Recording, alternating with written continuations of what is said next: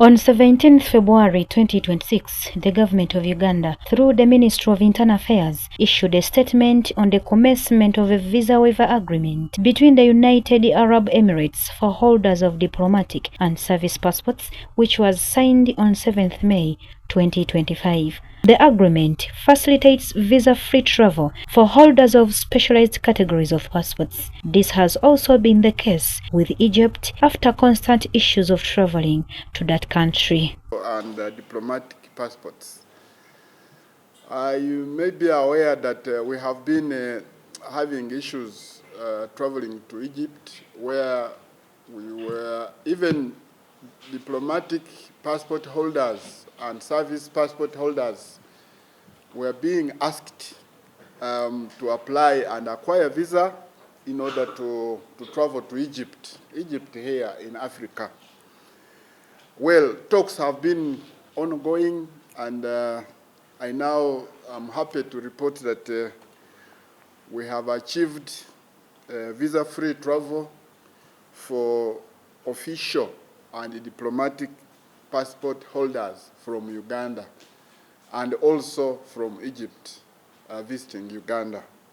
Or otherwise, then that category of passport known as special is issued to that kind of person, and it normally lasts for 1 year. For Ugandan nationals, of course, traveling to the UAE, only holders of diplomatic and service passports qualify for visa-free entry into the UAE for up to 90 days within any 180-day period. This move is aimed at facilitating bilateral agreements between Uganda and these countries and strengthening diplomatic, official, and bilateral relations. This builds on Uganda's existing, of course, visa abolition agreements with various countries for diplomatic and service passports, and Egypt's reciprocal policies for similar categories.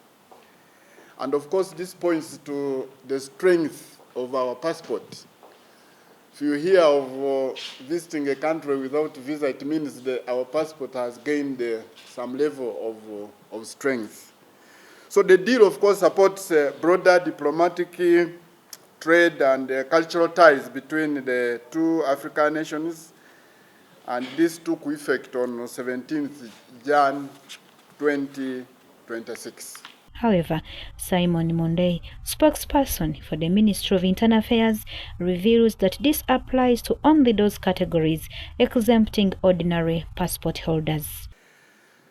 However, standard, or what we refer to as ordinary passport holders from both nations, are not covered by the exemption and must still apply for visas under normal procedures.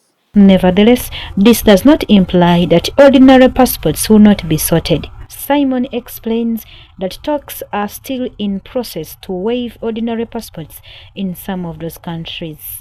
The fate of ordinary passport holders, of course, they will keep applying for visas to go to access UAE, but there are, of course, still talks that talks are ongoing to ensure that even those ordinary passport holders are waived, move visa-free to those countries. Of course, there's always a starting point. We have started with diplomatic, which is easy and fewer, and then in service passport, those are few. It is easy to manage. So we shall also come to ordinary passport. In the meantime, I ask them to continue applying for passports. For visas to go to those countries. Meanwhile, police and the Ministry of Internal Affairs arrested a woman for forging Ugandan passports, Interpol letters, and other documents in Soroti. I think demand from people who seek for these services, from how can a whole Uganda, whether has gone to school or not, seek for a passport from Rodai, deep down in Soroti, well aware that passports are only issued by one authority, Uganda Immigration Authority. Passports issued from the Ministry of Internal Affairs, and the Ministry of Internal Affairs continues to warn citizens, of course, to be cautious of fraudsters in the passport application process.